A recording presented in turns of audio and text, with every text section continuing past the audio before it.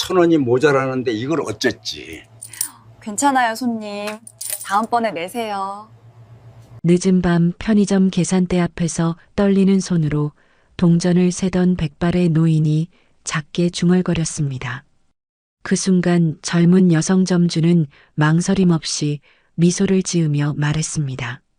하지만 이 초라한 노인의 정체를 아는 사람은 아무도 없었습니다. 그는 바로 대한민국 굴지의 기업 한수그룹을 이끌어온 한수철 회장이었습니다. 사연 시작 전 구독과 좋아요 눌러주시면 여러분의 인생에 행운이 찾아옵니다. 그날 저녁 한수철 회장은 서재에 홀로 앉아 창밖을 바라보고 있었습니다. 60평생을 기업 경영에만 매진했던 그였지만 요즘 들어 자주 떠오르는 생각이 하나 있었습니다. 바로 외아들 한지훈의 결혼 문제였습니다. 아버지, 제가 사랑하는 사람과 결혼하고 싶습니다.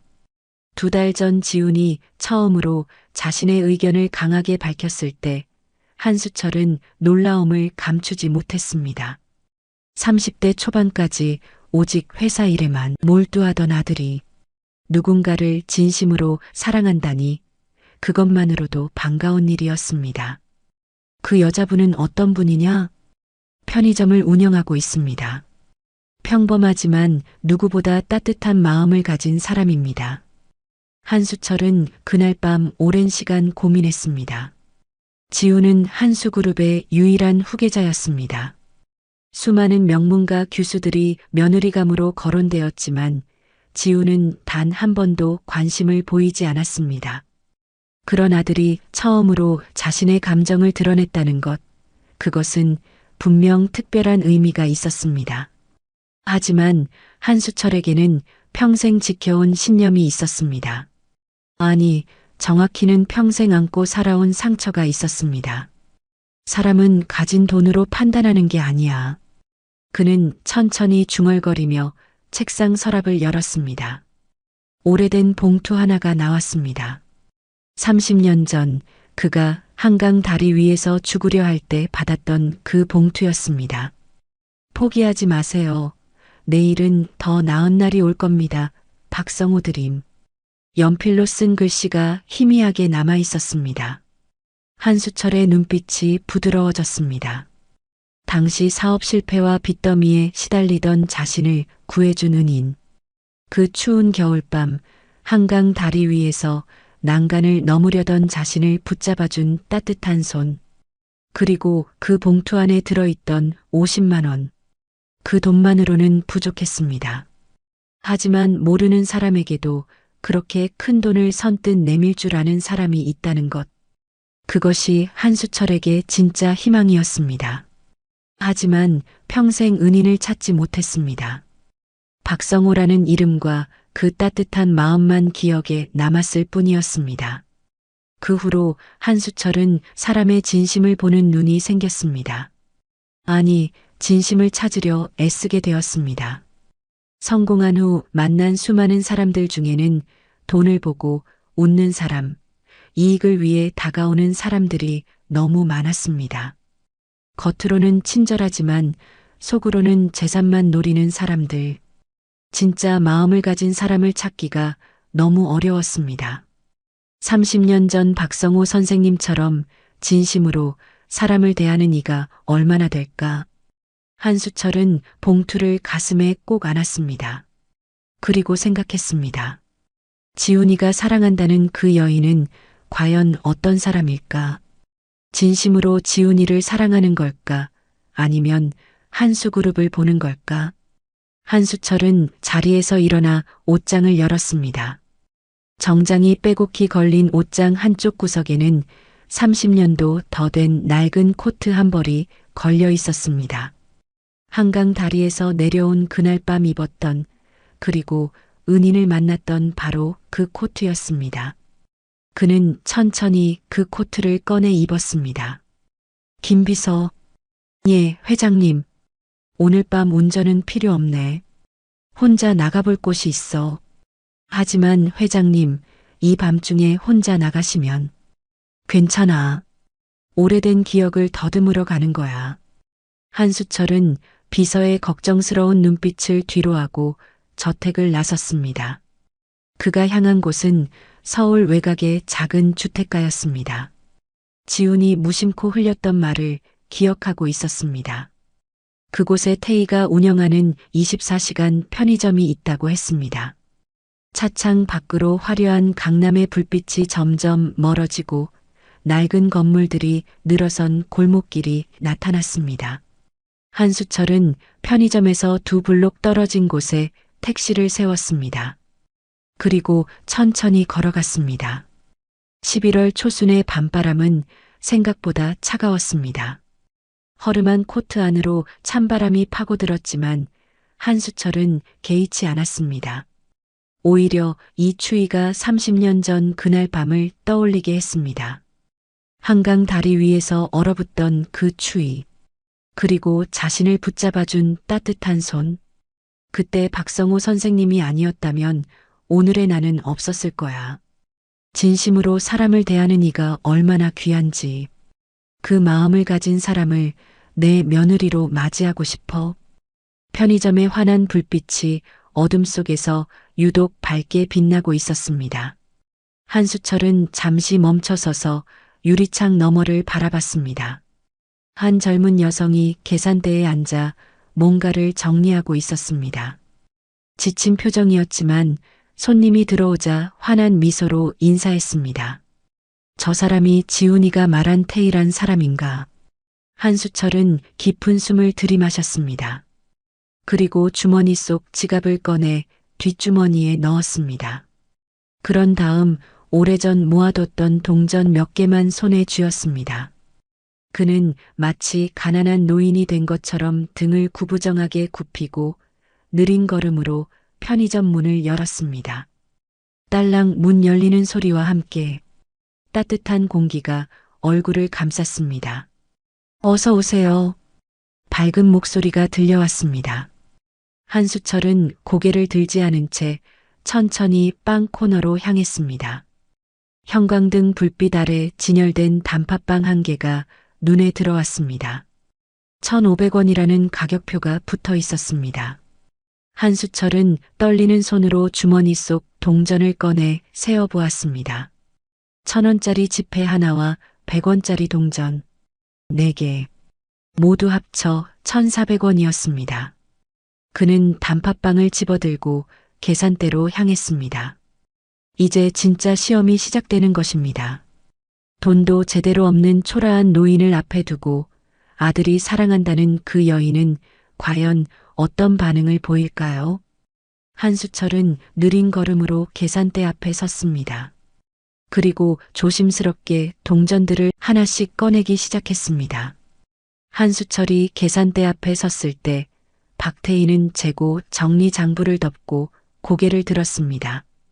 그녀의 눈가에는 지친 기색이 역력했지만 여전히 밝은 미소를 지으려 애쓰는 모습이 보였습니다. 어서 오세요. 계산해 드릴게요. 태희는 단팥빵을 받아 바코드를 찍었습니다. 계산대 화면에 1,500원이라는 숫자가 떴습니다.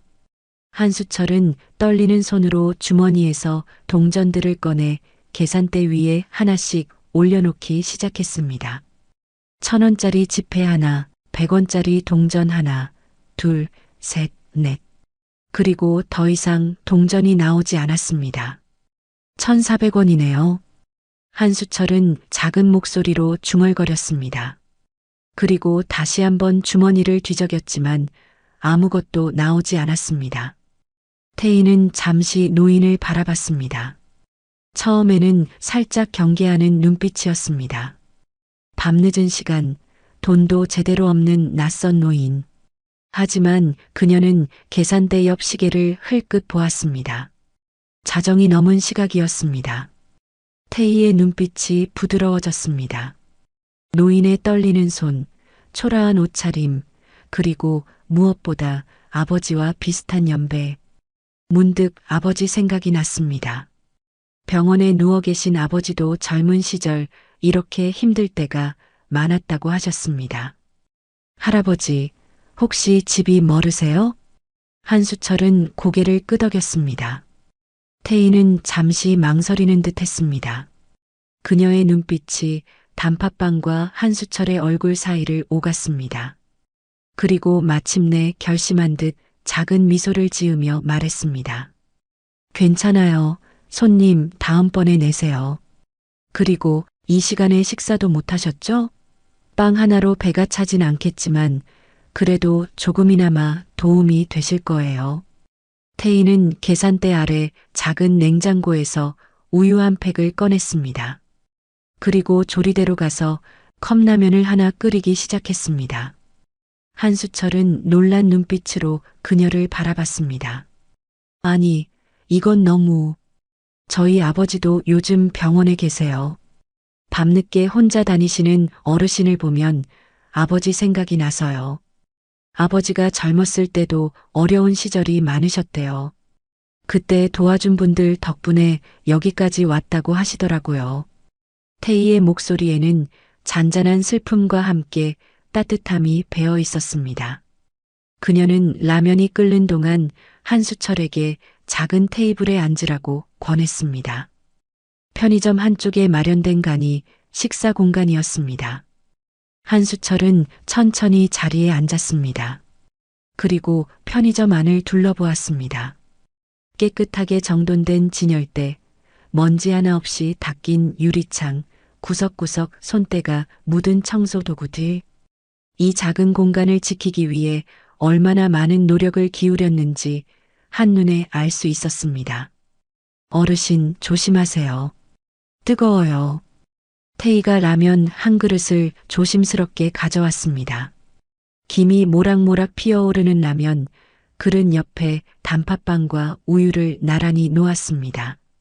한수철은 그 모습을 보며 가슴 한쪽이 뜨거워지는 것을 느꼈습니다. 이 아이는 진짜구나. 정말 고마워요. 천천히 드세요. 저는 재고 정리 좀 하고 올게요. 태희는 다시 계산대로 돌아가 장부를 펼쳤습니다. 한수철은 젓가락을 들었지만 라면보다는 태희의 뒷모습을 더 오래 바라보고 있었습니다. 그녀는 계산기를 두드리며 무언가를 계산하고 있었습니다. 이따금 한숨을 쉬는 모습이 보였습니다. 한수철은 천천히 라면을 먹기 시작했습니다. 정말 오랜만에 먹어보는 편의점 라면이었습니다. 화려한 만찬과는 비교할 수 없는 단순한 맛이었지만 이상하게도 목구멍으로 넘어가는 국물 한 모금 한 모금이 따뜻하게 느껴졌습니다. 그때 편의점 문이 열렸습니다. 배달 기사로 보이는 젊은 남성이 들어와 삼각김밥과 음료수를 집어들었습니다. 태희는 환한 미소로 계산을 해주었습니다. 오늘도 고생 많으세요. 네, 사장님도 밤늦게까지 고생이 많으세요. 배달 기사가 나간 후 태희는 다시 장부와 씨름했습니다. 한수철은 라면을 다 먹고 조용히 그릇을 정리했습니다. 그리고 계산대 쪽으로 다가갔습니다. 정말 고마웠어요.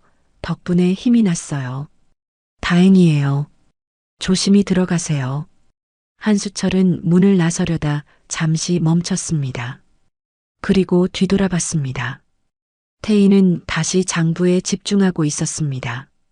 계산대 옆 벽에는 여러 장의 종이가 붙어 있었습니다. 병원 영수증들이 보였습니다. 한수철은 자세히 보려 했지만 너무 멀어서 내용은 확인할 수 없었습니다. 한수철의 눈빛이 흔들렸습니다. 그는 천천히 편의점을 나왔습니다. 밖으로 나오자 차가운 밤바람이 얼굴을 때렸습니다.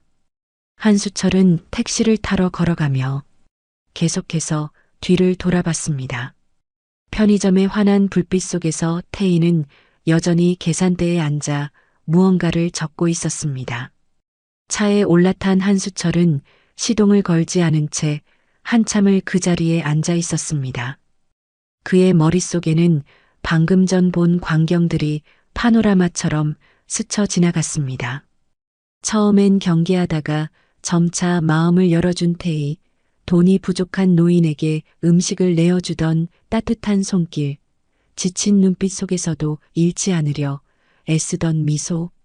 저 아이는 진짜구나. 한수철은 작게 중얼거렸습니다. 30년 전 은인의 따뜻한 마음이 떠올랐습니다.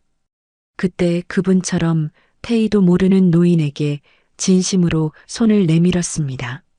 이런 마음을 가진 사람이 정말 있구나. 돈도 없는 노인에게 진심으로.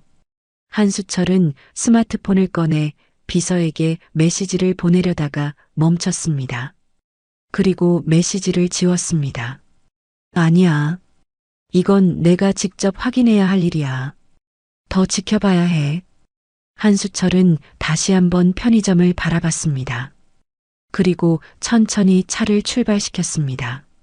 하지만 그의 마음속에는 이미 다음 방문 계획이 세워지고 있었습니다.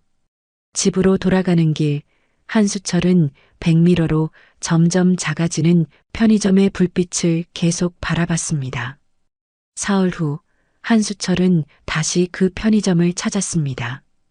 이번에도 같은 낡은 코트를 입고 주머니에는 얼마 되지 않는 동전만 넣어왔습니다. 시각은 저녁 8시쯤이었습니다. 지난번보다는 이른 시간이었지만 편의점 안은 여전히 한산했습니다. 문을 열고 들어서자 태희가 고개를 들었습니다. 그녀의 얼굴에는 반가움이 스쳤습니다. 아, 어르신. 지난번 그분이시죠? 편찮으신 데는 없으셨어요? 한수철은 작게 고개를 끄덕였습니다. 태희의 목소리에서 진심 어린 걱정이 느껴졌습니다. 그녀는 계산대에서 일어나 한수철에게 다가왔습니다. 오늘은 뭐가 필요하세요? 제가 찾아드릴게요. 아니에요, 괜찮아요. 그냥 우유 하나만. 한수철은 냉장고로 향했습니다. 가장 저렴한 흰 우유 한 팩을 집어들었습니다. 1,000원이었습니다. 그런데 계산대로 가려던 순간 그의 손에서 우유팩이 미끄러졌습니다. 쿵! 바닥에 떨어진 우유팩이 구르며 냉장고 아래로 들어갔습니다. 한수철은 무릎을 굽혀 손을 뻗었지만 허리가 굽은 노인의 움직임으로는 닿지 않았습니다. 그는 더 깊숙이 손을 뻗으려다 균형을 잃고 비틀거렸습니다. 어르신, 위험해요. 태희가 재빨리 다가와 한수철의 팔을 붙잡았습니다. 그리고 무릎을 꿇고 냉장고 아래로 손을 뻗어 우유를 꺼냈습니다. 그녀의 손은 먼지로 까맣게 더러워졌지만 개의치 않는 표정이었습니다. 조심하셔야죠. 다치시면 어떡해요. 태희는 우유를 닦아내며 걱정스러운 눈빛으로 한수철을 바라봤습니다. 한수철은 그 순간 뭐라 말해야 할지 몰라 그저 미안하다는 말만 반복했습니다. 괜찮아요. 제가 청소를 자주 못해서 그래요. 요즘 아버지 병원 다녀오면 너무 피곤해서.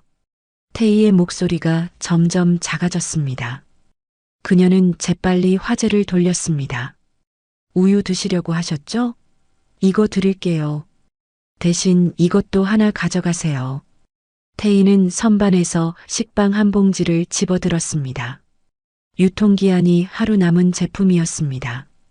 이건 내일이면 폐기해야 해서요. 어차피 버릴 거면 드시는 게 나아요. 하지만 이건 괜찮아요. 드셔도 돼요.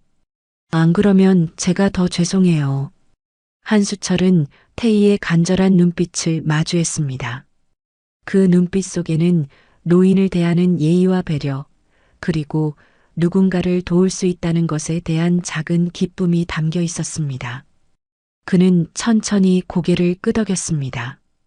계산대로 가는 동안 한수철은 태희의 뒷모습을 바라봤습니다. 그녀의 등은 지난번보다 더 굽어 보였습니다. 계산대에 앉은 그녀는 우유값만 계산하려 했습니다. 1,000원입니다. 한수철은 주머니에서 1,000원짜리 동전을 꺼냈습니다. 그런데 그 순간 실수한 듯 동전이 손에서 미끄러졌습니다. 동전들이 바닥에 흩어지며 대굴대굴 굴러갔습니다. 아이고. 한수철은 허둥지둥 동전을 주우려 했지만 허리를 구부리는 것조차 힘겨워 보였습니다. 그때 태희가 재빨리 계산대를 나와 무릎을 꿇었습니다. 어르신, 제가 주울게요. 무릎도 아프실 텐데 움직이지 마세요. 태희는 바닥에 흩어진 동전들을 하나하나 주었습니다. 계산대 아래로 굴러간 동전, 진열대 사이로 들어간 동전까지 빠짐없이 찾아냈습니다. 그리고 한수철의 손에 조심스럽게 쥐어주었습니다. 다 찾았어요. 1,000원 맞죠? 정말 미안하네. 늙으니까 손에 힘이 없어서. 괜찮아요. 다 그런 날도 있죠. 태희는 환하게 웃으며 말했습니다. 그 미소 속에는 어떤 불평도 짜증도 없었습니다. 오히려 한수철을 안심시키려는 따뜻함만이 가득했습니다. 한수철은 동전을 건네며 태희의 손을 유심히 바라봤습니다. 거칠어진 손등, 손가락 마디마디에 밴 굳은 살, 그리고 손톱 사이에 낀 먼지. 이 젊은 여성이 얼마나 고되게 일하고 있는지 한눈에 알 수 있었습니다. 계산을 마치고 나오려는데 태희가 작은 비닐봉지에 우유와 식빵을 담아 건넸습니다. 그리고 그 안에 조그만 초코파이 1개를 몰래 넣었습니다. 어르신, 길 조심히 가세요. 날씨가 추우니까 감기 조심하시고요. 한수철은 비닐봉지를 받아들고 고개를 숙여 인사했습니다. 그리고 천천히 편의점을 나섰습니다. 밖으로 나오자 한수철은 비닐봉지 안을 들여다봤습니다. 초코파이를 발견한 순간 그의 눈시울이 뜨거워졌습니다. 얼마 되지 않는 돈으로도 누군가에게 기쁨을 주려는 그 마음. 자신도 힘들면서 다른 사람을 먼저 생각하는 그 따뜻함. 한수철은 차로 돌아가는 대신 편의점 앞 벤치에 앉았습니다. 그리고 태희가 준 초코파이를 꺼내 천천히 먹었습니다. 달콤한 맛이 입안에 퍼졌지만 그보다 더 달콤한 것은 그 안에 담긴 마음이었습니다. 유리창 너머로 태희가 보였습니다. 그녀는 다시 바닥을 닦고 있었습니다. 아까 동전을 주우며 더러워진 바닥을 깨끗이 하고 있었습니다. 한수철은 그 모습을 오래도록 바라봤습니다. 지훈이가 이 아이를 사랑한 이유를 이제 알 것 같구나. 그는 작게 중얼거렸습니다. 그리고 벤치에서 일어나 차를 향해 걸어갔습니다. 하지만 그의 발걸음은 처음 왔을 때보다 훨씬 무거웠습니다. 가슴속에 뭔가 묵직한 것이 자리 잡고 있었습니다. 일주일이 지났습니다. 한수철은 이번 주 내내 태희에 대해 생각했습니다. 회의 중에도, 서류를 검토하는 중에도, 심지어 잠들기 전에도 그녀의 모습이 떠올랐습니다. 그 따뜻한 미소, 무릎 꿇고 동전을 주워주던 모습, 지친 눈빛 속에서도 잃지 않으려 애쓰던 희망. 그리고 문득문득 30년 전 은인의 모습이 겹쳐 보였습니다. 하지만 그럴 리 없었습니다. 단지 태희가 은인처럼 따뜻한 마음을 가진 사람일 뿐이라고 생각했습니다. 이번에는 낮 시간에 편의점을 찾기로 했습니다. 오후 2시쯤 한수철은 또다시 낡은 옷차림으로 편의점에 도착했습니다. 그런데 이번에는 조금 다른 광경이 펼쳐졌습니다. 편의점 문 앞에 잠시 자리 비움이라는 쪽지가 붙어 있었습니다. 하지만 문은 열려 있었습니다. 한수철은 조심스럽게 안으로 들어갔습니다. 아버지, 약 드셨어요? 안쪽 작은 사무실에서 태희의 목소리가 들렸습니다. 한수철은 조용히 계산대 근처에 섰습니다. 그리고 무심코 대화를 듣게 되었습니다. 아버지, 걱정 마세요. 이번 달 치료비는 제가 마련할게요. 아버지 뇌졸중 재활치료 6개월 차잖아요. 의사 선생님이 입원이 중요하다고 하셨어요. 짧은 침묵이 흘렀습니다. 전화 통화를 하고 있는 것 같았습니다. 아니에요. 지훈 씨한테는 말 안 했어요. 아직은 부담 주고 싶지 않아요. 저희 일은 저희가 해결해야죠. 한수철의 귀가 번쩍 뜨였습니다. 지훈이라는 이름. 자신의 아들 이름이었습니다. 괜찮아요. 편의점 매출이 조금씩 오르고 있어요. 지난달보다 나아요. 그리고 병원비는 제가 어떻게든 마련할게요. 아버지, 제발 포기하지 마세요. 아버지가 옛날에 누군가를 포기하지 말라고 용기 주셨던 것처럼 저도 아버지를 끝까지 지킬 거예요. 한수철의 심장이 크게 뛰었습니다. 포기하지 말라고 용기를 줬다는 말. 설마, 네, 아버지. 저 기억해요. 아버지가 30년 전에 어떤 분을 도와드렸다는 얘기. 그분 덕분에 우리가 그나마 여기까지 왔다고 하셨잖아요. 아버지는 그런 분이에요. 남을 도울 줄 아는. 태희의 목소리에는 억지로 밝게 만드는 무언가가 느껴졌습니다. 한수철은 가슴이 먹먹해지는 것을 느꼈습니다. 손이 떨렸습니다. 잠시 후 태희가 사무실에서 나왔습니다. 그녀는 한수철을 보고 깜짝 놀랐습니다. 어머, 어르신, 언제 오셨어요? 죄송해요. 제가 전화를 받느라. 아니에요, 괜찮아요. 내가 그냥 들어왔어요. 태희는 재빨리 눈물을 닦았습니다. 하지만 붉어진 눈자 위를 숨길 수는 없었습니다. 한수철은 못 본 척하며 진열대를 둘러봤습니다. 하지만 그의 마음은 폭풍처럼 흔들리고 있었습니다. 한강 다리 30년 전, 그리고 지훈이가 사랑하는 여인. 이게 우연일 리 없어. 오늘은 뭐 드시려고 오셨어요? 그냥 산책하다가 들렀어. 물 한 병만 주겠나?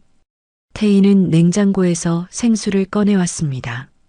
그리고 계산을 하려는데 한수철이 계산대 옆 벽을 유심히 바라보고 있었습니다. 거기에는 이전에 봤던 것보다 더 많은 병원 영수증이 붙어 있었습니다. 서울대학교 병원, 뇌졸중 재활치료비 150만 원, 신촌 세브란스 병원, 입원비 280만 원, 약국 처방비 누적액 65만 원, 그리고 한쪽에는 작은 메모지도 붙어 있었습니다. 아버지, 꼭 나으실 거예요. 제가 지킬게요. 한수철의 손이 떨렸습니다. 태희는 황급히 그쪽으로 가서 영수증들을 떼어냈습니다. 아, 이건 제가 정리를 못해서. 보기 안 좋죠? 아니야. 집안에 환자가 있나 보구나. 네. 아버지가 편찮으세요. 작년 말에 쓰러지셔서 뇌졸중이었어요. 태희의 목소리가 잠시 떨렸습니다. 하지만 곧 억지로라도 밝은 표정을 지으려 애썼습니다. 그래도 많이 좋아지셨어요. 의사 선생님이 희망을 가지라고 하셨거든요. 아버지는 정말 좋은 분이세요. 남을 돕는 걸 좋아하시는. 한수철은 태희를 바라봤습니다. 28이라는 젊은 나이에 아버지의 병원비를 혼자 감당하며 24시간 편의점을 운영하고 있는 이 여성. 그리고 바로 자신의 은인의 딸. 혼자 감당하기 힘들지 않나? 한수철이 조심스럽게 물었습니다. 목소리가 떨렸습니다. 태희는 잠시 말없이 창밖을 바라봤습니다. 힘들죠. 솔직히 말하면 매일 밤이 무서워요. 내일은 또 무슨 일이 생길까? 아버지는 괜찮으실까? 그런 생각들로 잠을 못 잘 때가 많아요. 태희는 자신도 모르게 솔직한 마음을 털어놓고 있었습니다. 하지만 포기할 순 없어요. 아버지는 저를 위해 평생을 희생하셨거든요. 어머니 돌아가시고 혼자서 저를 키우셨어요. 밤늦게까지 일하시고 쉬는 날도 없이 살아오셨죠. 그리고 아버지는 어려운 사람을 보면 못 지나치시는 분이에요. 30년 전에도 어떤 분을 도와드렸대요. 자기도 어려웠는데. 태희의 눈에 다시 눈물이 맺혔습니다. 이제는 제가 아버지를 지킬 차례예요. 아버지가 저를 포기하지 않으셨던 것처럼 저도 아버지를 포기하지 않을 거예요. 한수철은 더 이상 말을 할 수 없었습니다. 목이 메어왔습니다. 눈물이 날 것 같았습니다. 그는 주머니에서 돈을 꺼내려다 멈췄습니다. 지금 당장 정체를 밝히고 모든 것을 도와주고 싶었습니다. 하지만 아직은 때가 아니었습니다. 물값은 얼마지? 500원이에요. 그런데 어르신. 태희가 잠시 망설이더니 말을 이었습니다. 혹시 점심 드셨어요? 제가 삼각김밥 하나 드릴게요. 이 시간에 드실 거 없으시면 안 되죠. 아니야, 괜찮. 제발 받아주세요. 아까 제가 속상한 얘기를 너무 많이 했어요. 어르신한테 짐만 된 것 같아서 마음이 안 좋거든요. 이거라도 드시면 제가 조금 나아질 것 같아요. 결국 한수철은 태희가 건넨 삼각김밥을 받았습니다. 그리고 천천히 편의점을 나왔습니다. 밖으로 나와 몇 걸음 걷다가 한수철은 멈춰 섰습니다. 그리고 하늘을 올려다봤습니다. 가을 하늘은 높고 푸르렀지만 그의 마음은 뜨거웠습니다. 정말 그분의 딸일까? 30년 동안 찾지 못했던 은인의 딸이, 그리고 하필 내 아들이 사랑에 빠진 사람이. 한수철은 벤치에 앉아 태희가 준 삼각김밥을 먹었습니다. 한 입 베어 물 때마다 30년 전 그날 밤이 떠올랐습니다. 한강 다리 위에서 자신을 붙잡아준 따뜻한 손. 그리고 작은 봉투에 담긴 50만 원. 편의점 유리창 너머로 태희가 보였습니다. 그녀는 다시 계산대에 앉아 장부를 정리하고 있었습니다. 가끔씩 눈물을 닦는 모습도 보였습니다. 한수철은 그 모습을 오래도록 바라봤습니다. 정말 그분의 딸이라면 이건 운명이야. 하지만 먼저 확인해야 해. 다음 날 저녁 한수철은 다시 편의점 근처를 찾았습니다. 하지만 이번에는 안으로 들어가지 않았습니다. 맞은편 버스 정류장에 앉아 편의점을 지켜봤습니다. 태희의 일상을 더 알고 싶었습니다. 그리고 정말로 그녀가 은인의 딸이 맞는지 확신을 얻고 싶었습니다. 오후 6시쯤 손님들이 하나둘 편의점에 들어왔습니다. 퇴근길 직장인들, 학원 마친 학생들, 저녁거리를 사러 온 주민들. 태희는 한 명 한 명에게 밝은 미소로 응대했습니다. 지친 기색은 역력했지만 미소만큼은 잃지 않으려 애쓰는 모습이었습니다. 그런데 한수철의 시선이 편의점 뒤편에 멈췄습니다. 태희가 유통기한 임박 도시락 몇 개를 봉투에 담고 있었습니다. 그리고 편의점 문을 잠시 닫고 어디론가 향했습니다. 한수철은 멀찍이 뒤를 따라갔습니다. 태희는 골목을 몇 개 지나 작은 노숙자 쉼터 앞에 멈춰 섰습니다. 그리고 봉투를 쉼터 직원에게 건넸습니다. 이번 주 것도 가져왔어요. 많지는 않지만. 태희 씨, 정말 고마워요. 요즘 기부가 줄어서 힘들었는데. 아니에요. 어차피 폐기할 거였어요. 이렇게라도 도움이 되면 좋죠. 태희는 환하게 웃으며 손을 흔들고 편의점으로 돌아갔습니다. 한수철은 그 모습을 멀리서 지켜봤습니다. 가슴이 뜨거워졌습니다. 자신도 힘든데 이 아이는 정말. 한수철은 재빨리 버스 정류장으로 돌아갔습니다. 잠시 후 태희가 편의점 문을 다시 열었습니다. 7시가 조금 넘었을 때였습니다. 한 대의 검은색 세단이 편의점 앞에 멈춰 섰습니다. 차에서 내린 사람을 보는 순간 한수철의 눈이 커졌습니다. 한지훈이었습니다. 자신의 아들이었습니다. 지훈은 편의점 안으로 들어갔습니다. 태희는 그를 보자마자 얼굴이 환해졌습니다. 계산대를 나와 지훈에게 달려갔습니다. 두 사람은 잠시 포옹했습니다. 한수철은 그 모습을 가슴 한쪽이 따뜻해지면서도 복잡한 심경으로 바라봤습니다. 지훈과 태희는 편의점 안쪽 작은 테이블에 앉았습니다. 두 사람의 대화는 들리지 않았지만 표정만으로도 서로를 얼마나 아끼는지 알 수 있었습니다. 지훈은 태희의 손을 잡고 무언가를 말했습니다. 태희는 고개를 저으며 괜찮다는 듯 웃었습니다. 한수철은 두 사람을 바라보며 깊은 생각에 잠겼습니다. 혹시 정말 그분의 딸일까? 한강 다리 30년 전, 그리고 지훈이가 사랑하는 사람. 이 모든 게 30분쯤 지났을 때 지훈이 편의점을 나왔습니다. 그는 차에 타기 전 편의점을 다시 한번 돌아봤습니다. 유리창 너머로 태희가 손을 흔들고 있었습니다. 지훈도 손을 흔들어 답했습니다. 한수철은 재빨리 고개를 숙였습니다. 지훈이 자신을 알아볼까 걱정되었습니다. 하지만 지훈은 주변을 살피지 않고 차에 올라탔습니다. 그리고 천천히 떠났습니다. 지훈의 차가 사라진 후 한수철은 다시 편의점을 바라봤습니다. 태희는 계산대로 돌아가 있었습니다. 하지만 아까와는 다른 표정이었습니다. 조금 더 밝아 보였습니다.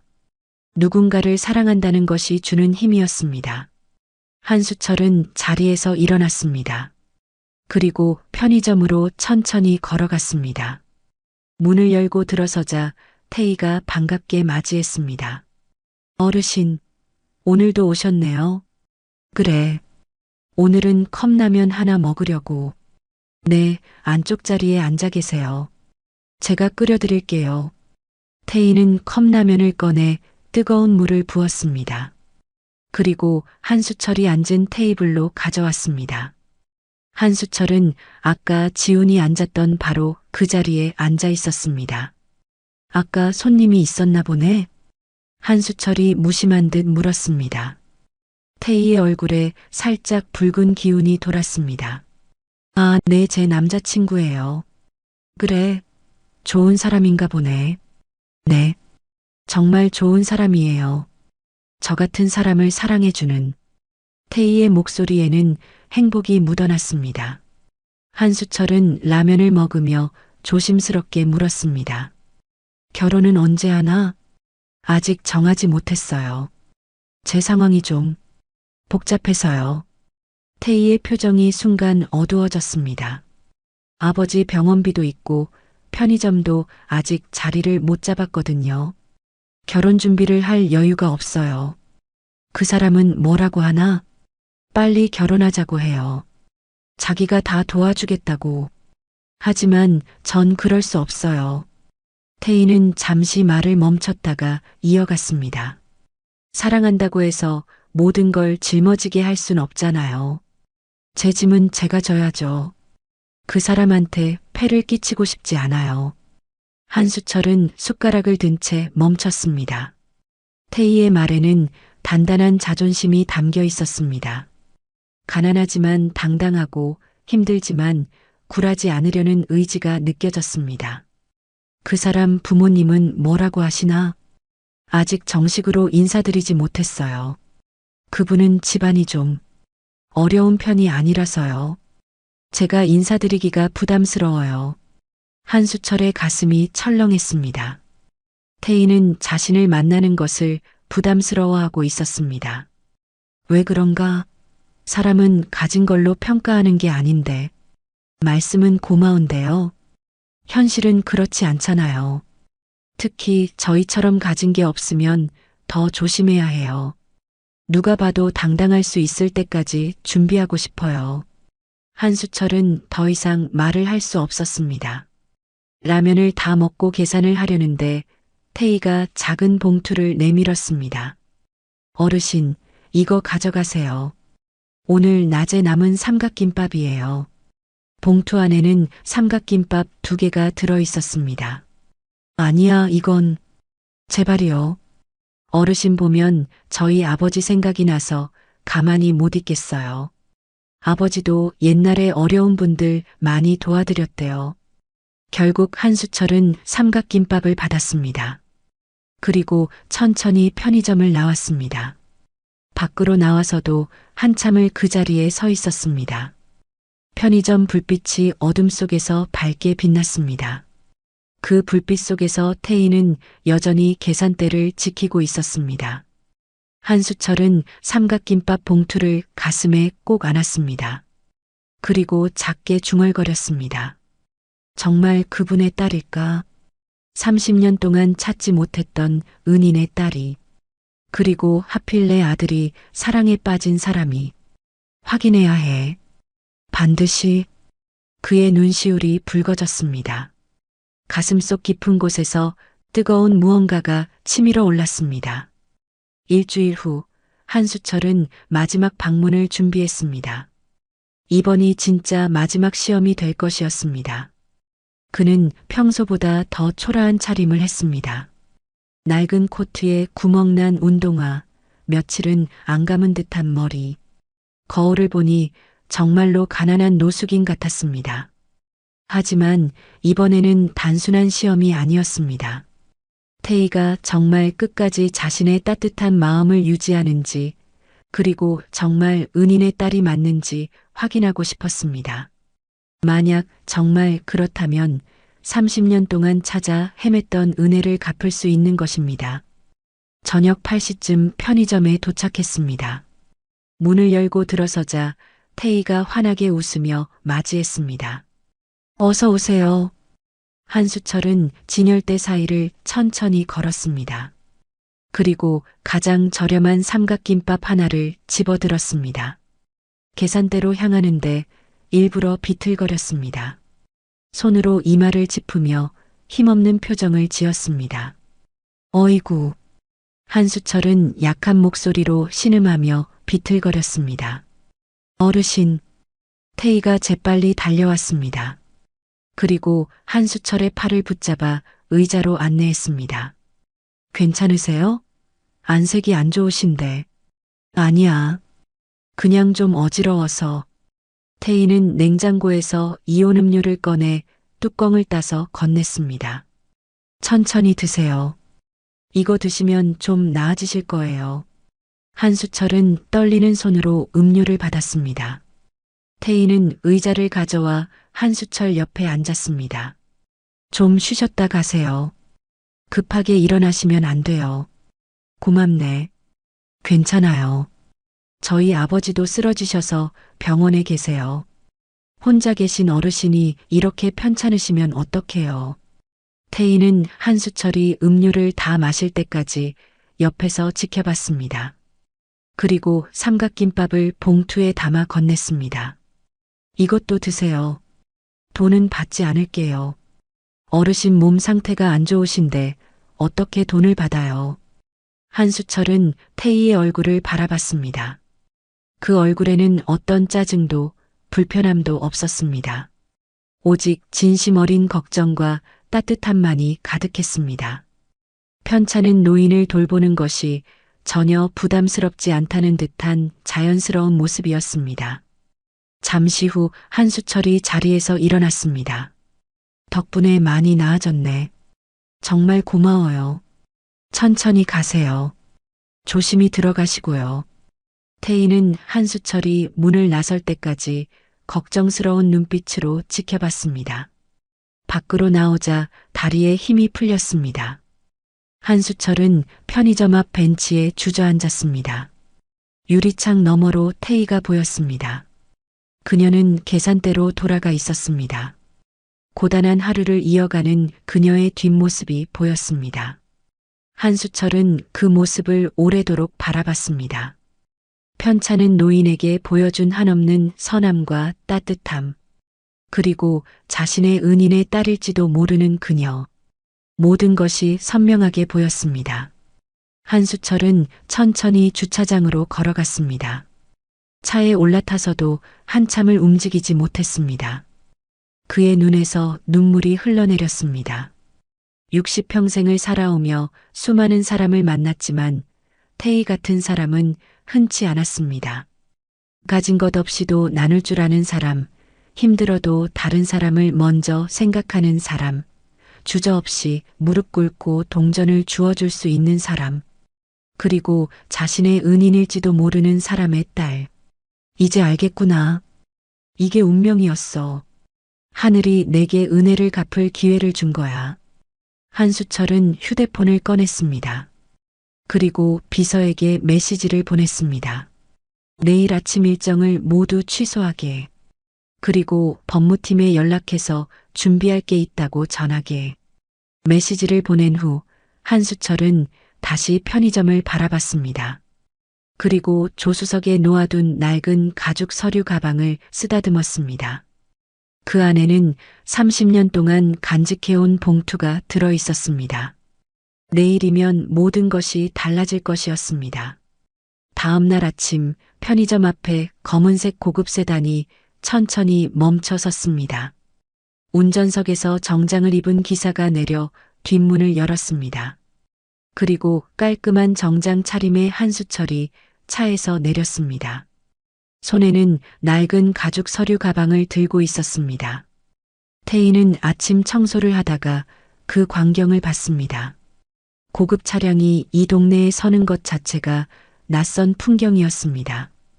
그녀는 궁금한 듯 유리창 너머로 바라봤습니다. 한수철은 천천히 편의점으로 걸어왔습니다. 그의 발걸음은 무거웠습니다. 지난 며칠간의 변장이 아닌 진짜 자신의 모습으로 태희를 만난다는 것이 긴장되었습니다. 그리고 30년을 기다려온 이 순간이 문을 열고 들어서는 순간 어서 오세요 하고 태희가 환한 미소로 인사했습니다. 하지만 한수철의 얼굴을 보는 순간 그녀의 표정이 굳어졌습니다. 어르신? 태희는 믿을 수 없다는 표정으로 한수철을 바라봤습니다. 그녀가 알던 초라한 노인의 모습은 어디에도 없었습니다. 대신 품격 있는 정장을 입고 위엄 있는 자세로 서 있는 누군가가 있었습니다. 그동안 속여서 미안하네. 한수철이 조용히 말했습니다. 태희는 한 걸음 뒤로 물러섰습니다. 손이 떨리기 시작했습니다. 대체 누구세요? 나는 한수철이라고 하네. 한수그룹 회장이고. 한수철은 잠시 말을 멈췄습니다. 그리고 태희의 눈을 똑바로 바라보며 말했습니다. 그리고 한지훈의 아버지야. 태희의 얼굴이 새하얗게 변했습니다. 그녀는 계산대를 붙잡고 간신히 중심을 잡았습니다. 지훈 씨, 아버지시라고요? 그래. 지훈이가 결혼하고 싶다는 여자가 어떤 사람인지 알고 싶었네. 그래서 이렇게 찾아왔어. 태희의 눈에 눈물이 고였습니다. 그녀는 지난 며칠간의 기억을 떠올렸습니다. 동전을 떨어뜨린 가난한 노인, 라면을 먹여준 일, 쓰러질 뻔한 노인을 도와준 일, 모든 것이 시험이었다는 사실을. 그럼 저를 시험하신 거였군요. 태희의 목소리가 떨렸습니다. 한수철은 고개를 끄덕였습니다. 미안해요. 하지만 이 방법밖에 없었어요. 진짜 태희 씨의 마음을 알고 싶었거든. 한수철은 태희의 손을 잡았습니다. 그런데 혹시 자네 아버지 성함이 박성호 씨가 맞나? 태희는 놀란 표정으로 고개를 끄덕였습니다. 네, 맞아요. 어떻게? 한수철은 손에 들고 있던 가죽 가방을 열었습니다. 그 안에서 오래된 봉투 하나를 꺼냈습니다. 30년은 좋게 된 것처럼 보이는 낡은 봉투였습니다. 이걸 보시오. 태희는 떨리는 손으로 봉투를 받았습니다. 봉투에는 연필로 쓴 글씨가 희미하게 남아 있었습니다. 포기하지 마세요. 내일은 더 나은 날이 올 겁니다. 박성호 올림. 태희의 눈이 커졌습니다. 아버지의 이름이었습니다. 이게 우리 아버지. 그래요. 30년 전 내가 사업 실패로 한강 다리 위에 섰을 때 자네 아버지가 나를 구해줬어. 그리고 이 봉투에 50만 원을 넣어주셨지. 자기도 어려운 형편이었을 텐데. 한수철의 목소리가 떨렸습니다. 난 그날 밤 죽으려 했어요. 동업자의 배신과 빚더미. 모든 게 끝났다고 생각했지. 하지만 자네 아버지가 나를 붙잡아 주셨어. 그리고 이 돈과 함께 희망을 주셨지. 태희는 봉투를 가슴에 꼭 안았습니다. 눈물이 멈추지 않았습니다. 아버지가 회장님을 이 50만 원으로 난 다시 시작할 수 있었어. 용기와 희망을 얻고 새 마음으로 다시 시작할 수 있었지. 그게 오늘날 한수그룹의 시작이었어요. 난 평생 자네 아버지를 찾았어. 은혜를 갚고 싶었거든. 하지만 연락처도 주소도 없었어요. 박성호라는 이름만 알았을 뿐. 한수철은 태희에게 다가갔습니다. 그런데 내 아들이 사랑한다는 여자가 바로 은인의 딸이었어. 이게 우연이겠나? 이건 하늘이 정해준 운명이에요. 태희는 더 이상 말을 할 수 없었습니다. 한수철은 계속해서 말했습니다. 처음엔 태희 씨가 돈을 노리는 건 아닌가 의심했어요. 하지만 태희 씨가 보여준 모습들, 가난한 노인에게 음식을 나눠주고 무릎 꿇고 동전을 주워주고 자신도 어려우면서 노숙자 쉼터에 기부하고 그 모든 게 태희 씨 아버지를 닮았더군요. 회장님, 태희 씨의 진심이 내 마음을 움직였어요. 그리고 태희 씨가 바로 은인의 딸이라는 걸 알았을 때 난 울어버렸어. 30년을 기다린 이 순간을. 한수철은 태희의 손을 잡았습니다. 그 손은 거칠고 굳은 살이 박혀 있었지만 한수철에게는 세상에서 가장 소중한 손으로 느껴졌습니다. 태희 씨, 우리 지훈이한테 시집와 주겠어요? 이건 단순한 결혼이 아니에요. 은혜를 갚고 인연을 이어가는 거예요. 30년 전 태희 씨 아버지가 내게 준 희망을 이제 내가 당신 가족에게 돌려드리고 싶어요. 태희는 더 이상 참지 못하고 눈물을 쏟아냈습니다. 그녀는 고개를 숙인 채 한참을 울었습니다. 한수철도 눈물을 흘렸습니다. 잠시 후 태희가 눈물을 닦으며 말했습니다. 회장님, 아버지가 그런 일을 하셨다는 건 알고 있었어요. 하지만 그분이 회장님이실 줄은, 게다가 제가 사귀는 사람의 아버지가 회장님이실 줄은 정말 몰랐어요. 운명이었네. 하늘이 정해준. 한수철은 주머니에서 또 다른 봉투를 꺼냈습니다. 이건 아버지 병원비예요.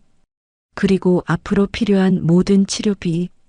30년 전 받은 50만 원을 이제 갚을 때가 됐어요. 아니, 이건 갚는 게 아니야. 가족이 가족을 돕는 거지. 회장님, 정말 감사합니다. 그리고 하나 더. 한수철은 서류 가방에서 또 다른 서류를 꺼냈습니다. 이건 이 편의점 건물 매매 계약서야. 이제 이 건물은 자네 거야. 더 이상 월세 걱정하지 않아도 돼. 태희는 놀라 고개를 저었습니다. 안 돼요. 이건 너무 과하지 않아. 30년 전 자네 아버지가 준 50만 원. 덕분에 난 오늘의 한수그룹을 만들었어. 그 은혜에 비하면 이건 아무것도 아니야. 한수철은 편의점 밖을 가리켰습니다. 지훈이가 밖에서 기다리고 있어. 가서 만나보지 않을래? 태희는 놀라 창밖을 봤습니다. 한지훈이 차에서 내려 편의점을 바라보고 있었습니다. 그의 얼굴에는 불안과 기대가 뒤섞여 있었습니다. 태희는 앞치마를 벗었습니다. 그리고 문을 열고 밖으로 나갔습니다. 지훈이 그녀를 보고 환하게 웃었습니다. 두 사람은 서로를 향해 달려가 포옹했습니다. 한수철은 편의점 안에서 그 모습을 지켜봤습니다. 그는 하늘을 올려다보며 작게 중얼거렸습니다. 박성호 선생님 감사합니다. 30년 전 제게 희망을 주셨던 것처럼 이제 제가 선생님 가족에게 희망을 드리겠습니다. 아니, 이제 우리는 가족입니다. 그의 얼굴에 흐뭇한 미소가 번졌습니다. 다음 날 서울 중심가의 한 대학병원 VIP 병실, 따뜻한 가을 햇살이 창문을 통해 들어오고 있었습니다. 병실 침대에는 박태희의 아버지 박성호 씨가 누워 있었습니다. 그의 안색은 한 달 전보다 훨씬 좋아져 있었습니다. 재활치료 덕분에 이제는 혼자 앉을 수도 있게 되었습니다. 문이 열리고 한수철이 들어왔습니다. 손에는 과일 바구니를 들고 있었습니다. 박성우는 침대에서 상체를 일으키려 했지만 한수철이 재빨리 손을 저었습니다. 아닙니다. 편히 계십시오. 회장님. 박성우의 목소리가 떨렸습니다. 한수철은 침대 옆 의자에 앉았습니다. 두 사람은 잠시 말없이 서로를 바라봤습니다. 30년 만에 재회였습니다. 기억하십니까? 한수철이 조심스럽게 물었습니다. 박성우는 천천히 고개를 끄덕였습니다. 기억하고 있습니다. 30년 전 한강 다리 위에서 제가 붙잡았던 그 젊은이. 선생님. 한수철의 눈에서 눈물이 흘러내렸습니다. 그는 박성우의 손을 꼭 잡았습니다. 30년을 찾았습니다. 매일 선생님 생각을 했습니다. 그날 밤 받은 50만 원으로 다시 시작할 수 있었습니다. 그게 오늘날 한수그룹의 시작이었습니다. 제가 별것 아닌 일을. 아닙니다. 선생님은 제 생명을 구하셨습니다. 그리고 희망을 주셨습니다. 그날 선생님이 아니었다면 오늘의 저는 없었을 겁니다. 박성우의 눈에도 눈물이 맺혔습니다. 회장님이 그때 그분이셨다니. 그리고 저희 태희와 회장님 아들이 운명이었습니다. 하늘이 정해준 인연이었습니다. 한수철은 창밖을 바라봤습니다. 병원 정원에서 태희와 지훈이 산책하고 있는 모습이 보였습니다. 두 사람은 손을 잡고 걸으며 행복하게 이야기를 나누고 있었습니다. 저런 모습을 보니 제 마음이 놓입니다. 박성우가 말했습니다. 태희가 얼마나 힘들게 살았는지. 제가 쓰러진 후로 혼자서 모든 걸 감당했습니다. 밤낮 없이 일하고 병원비 걱정에 잠도 제대로 못 자고 제가 너무 미안했습니다. 따님은 정말 선생님을 닮았습니다. 한수철이 말했습니다. 선생님께서 30년 전 저에게 그러셨던 것처럼 따님도 어려운 사람을 보면 못 지나칩니다. 그 따뜻한 마음이 고스란히 이어졌더군요. 회장님께서 저희를 받아주셔서 정말 감사합니다. 제가 감사해야죠. 선생님 덕분에 오늘의 제가 있고 따님 덕분에 제 아들이 진짜 사랑을 배웠습니다. 그리고 한수철은 박성우의 손을 더욱 꼭 잡았습니다. 30년을 기다려온 은혜를 갚을 기회를 주셔서 감사합니다. 회장님, 그건 그냥 사람으로서 당연히 해야 할 일이었습니다. 그 당연한 일을 하는 사람이 얼마나 되겠습니까? 저는 그 후로 수많은 사람을 만났지만 선생님 같은 분은 없었습니다. 두 사람은 한참을 말없이 앉아 있었습니다. 30년의 세월이 흘러도 변하지 않은 것이 있었습니다. 사람에 대한 진심 그리고 나눔의 마음. 잠시 후 문이 열리고 태희와 지훈이 들어왔습니다. 한수철이 세 사람을 둘러보며 말했습니다. 두 사람 결혼식은 언제로 할까? 지훈과 태희가 서로를 바라봤습니다. 태희의 눈에 눈물이 맺혔습니다. 정말 괜찮으신 건가요? 한수철은 태희의 손을 꼭 잡았습니다. 괜찮은 게 아니라 이보다 더 좋을 수가 없네. 30년을 찾아 헤맸던 은인의 딸이 내 며느리가 되는 거야. 이게 바로 하늘이 맺어준 인연이지. 박성우도 손을 내밀었습니다. 사돈어른 정말 감사합니다. 제가 더 감사하죠. 선생님께서 30년 전 제게 주신 그 희망이 오늘 이 자리를 만들었습니다. 두 아버지는 손을 맞잡았습니다. 30년이라는 세월이 만들어낸 기적 같은 순간이었습니다. 지훈이 태희를 꼭 안았습니다. 태희야, 이제 정말 우리 가족이 돼. 태희는 지훈의 품에 안겨 눈물을 흘렸습니다. 행복한 눈물이었습니다. 한수철은 창밖을 바라봤습니다. 가을 햇살이 따뜻하게 내리쬐고 있었습니다. 봄이 좋을 것 같네. 날씨도 따뜻하고 새로운 시작을 하기에 딱 좋은 계절이지. 봄이요? 그래.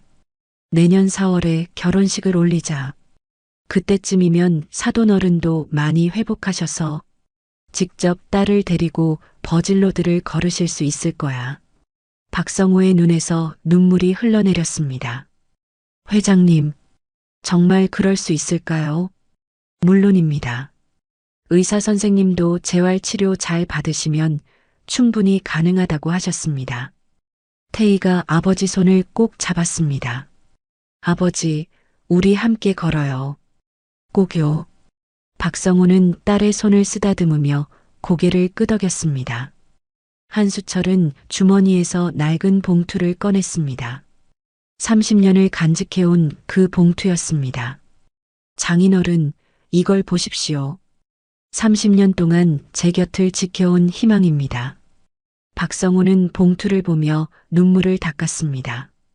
그날 밤, 제가 한 작은 일이 이렇게 작은 일이 아니었습니다. 선생님은 제 인생을 구하셨습니다. 한수철의 목소리가 떨렸습니다. 그리고 그 인연이 이렇게 아름답게 이어졌습니다. 우리 두 가족이 하나가 되었습니다. 태희가 두 아버지를 번갈아 바라보며 말했습니다. 두 분 모두 감사합니다. 저를 이렇게 따뜻하게 받아주셔서. 지훈이 태희의 어깨를 감싸며 말했습니다. 우리 정말 행복하게 살자. 그리고 우리도 누군가에게 희망이 되는 사람이 되자. 응. 아버지들이 보여주신 것처럼 네 사람은 서로를 바라보며 미소 지었습니다. 병실안은 따뜻한 행복으로 가득했습니다. 한수철은 다시 창밖을 바라봤습니다. 가을 하늘이 높고 푸르렀습니다. 30년 전 한강 다리에서 시작된 희망의 불빛이 이제 새로운 가족의 시작으로 이어지고 있었습니다. 한 사람의 따뜻한 마음이 한 생명을 구했고 그 생명은 다시 많은 사람에게 희망이 되었습니다. 그리고 그 마음은 다음 세대로 이어져 더 아름다운 이야기를 만들어가고 있었습니다. 사람의 가치는 가진 것이 아니라 나누려는 마음에서 드러납니다. 그리고 진짜 인연은 우연이 아니라 하늘이 맺어준 운명입니다. 따뜻한 가을 햇살 아래 두 가족의 새로운 이야기가 시작되고 있었습니다. 오늘 이야기도 끝까지 함께 해주셔서 진심으로 감사드립니다. 여러분의 구독과 좋아요는 저에게 큰 힘이 됩니다. 또 이 영상을 어느 지역에서 보고 계신지 댓글로 남겨주시면 더욱 반갑게 인사드리겠습니다. 항상 함께 해주셔서 감사드리며 여러분의 빛나는 인생은 지금부터 시작됩니다.